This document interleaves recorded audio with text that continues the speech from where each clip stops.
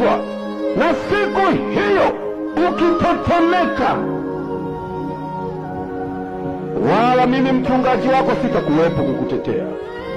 Hata askofu wako, hata nani, hata mtakatifu, sijui ingia mtakatifu gani ututetezi, hakutetei. Halo, changamka, jiokoe mwenyewe, jiokoe mwenyewe, jiokoe, jiokoe, jiokoe, jiokoe.